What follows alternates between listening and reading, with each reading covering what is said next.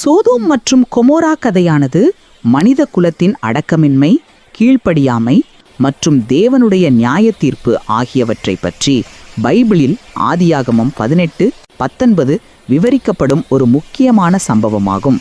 ஆபிரகாமும் தேவனுடைய வாக்குறுதியும்.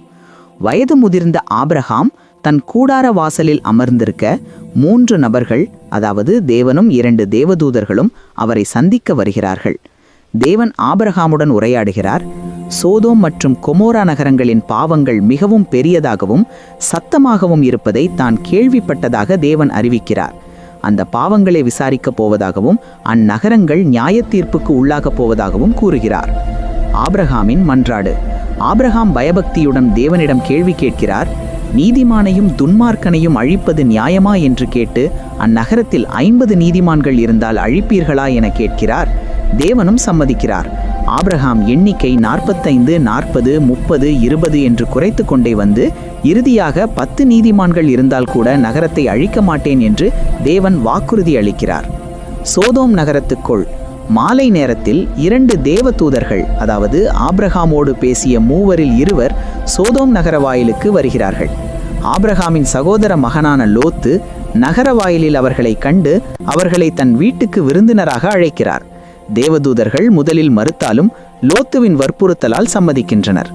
விருந்து சாப்பிடும் முன்னரே சோதோம் நகரத்தின் அனைத்து ஆண்களும் லோத்துவின் வீட்டை சூழ்ந்து கொண்டு அந்த 2 தேவதூதர்களையும் தங்களிடம் ஒப்படைக்க வேண்டும் என்று அநாகரீகமான நோக்கத்தோடு கத்துகிறார்கள்.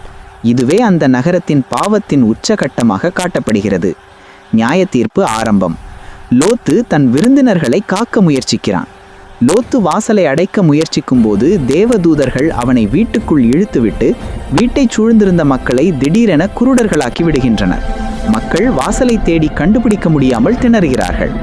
தேவதூதர்கள் இந்த நகரத்தை தேவன் அழிக்கப் போவதாகவும் லோத்து தன் குடும்பத்தை கூட்டிக் கொண்டு உடனே தப்பித்துச் செல்ல வேண்டும் என்றும் எச்சரிக்கின்றனர். லோத்துவின் மனைவி ஒரு தூணானாள். அதிகாலையில் லோத்து தன் மனைவியுடனும் 2 மகள்களுடனும் நகரத்தை விட்டு ஓடுகிறான். தேவதூதர்கள் பின்னிட்டு திரும்பி பார்க்காமல் மலையில் தப்பித்து போங்கள் என்று கண்டிப்புடன் கட்டளையிடுகிறார்கள். தேவனுடைய நியாய தீர்ப்பு. லோத்துவும் குடும்பமும் புறப்பட்டவுடன் வானத்திலிருந்து கந்தகமும் அக்கினியும் சோதோம் கொமோரா நகரங்களின் மீது கொட்டப்படுகின்றன. நகரங்களும் சமபூமியும் அங்கிருந்த தாவரங்களும் மக்களும் முழுவதுமாக அழிக்கப்படுகின்றனர். லோத்துவின் மனைவி பின்னால் திரும்பி பார்க்க கூடாது என்ற கட்டளையை மீறி அழிக்கப்படும் நகரத்தின் மீதிருந்த ஏக்கத்தால் திரும்பி பார்க்கிறாள். உடனடியாக அவள் உப்பு தூணாக மாறிவிடுகிறாள். லோத்துவும் மகள்களும் தப்பித்துச் சென்று மலையில் வாழத் தொடங்குகிறார்கள். முக்கிய பாடம். லோத்துவின்